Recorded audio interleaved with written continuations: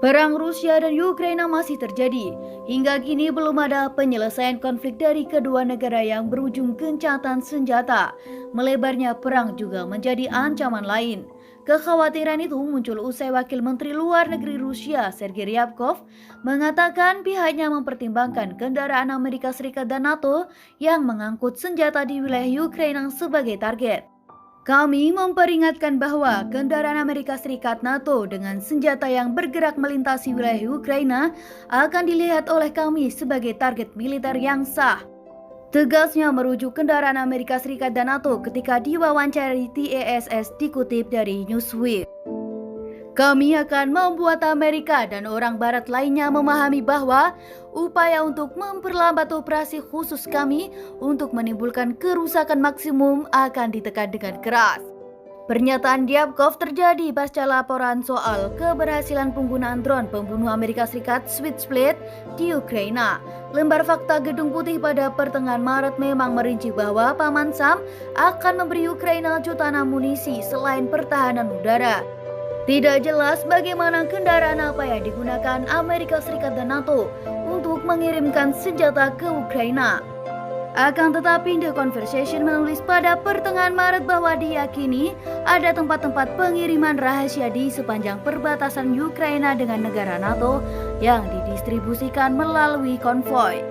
Sementara itu, seorang rekan di Council on Foreign Relations Inggris, Thomas E. Graham, mengatakan memang ada kekhawatiran Rusia mencoba memperluas perangnya, namun dengan dalih dipaksa oleh Barat.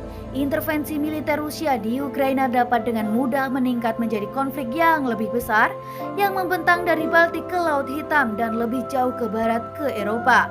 Ujar Graham memperingatkan, apapun yang kurang akan dikecam, sementara Rusia tidak akan menyerah pada masalah yang dianggap vital bagi keamanan dan kemakmurannya.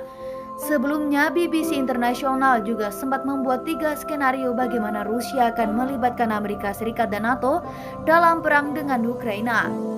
Pertama, jika rudal anti kapal yang dipasok NATO ditembakkan pasukan Ukraina dan menghantam atau menenggelamkan kapal perang Rusia di lepas pantai Laut Hitam. Ini akan membuat Kremlin kehilangan hampir 100 pelaut dan puluhan marinir.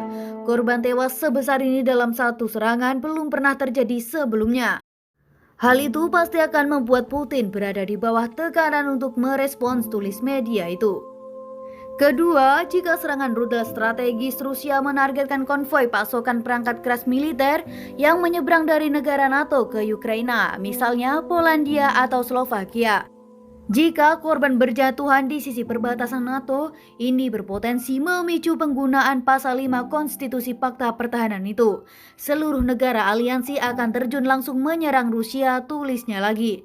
Terakhir, jika penggunaan gas kimia beracun benar dilakukan Rusia, maka NATO akan berkewajiban untuk menanggapi, kata analisa BBC. Serangan Rusia Ukraina juga menyebabkan masalah pada sektor pangan dan energi.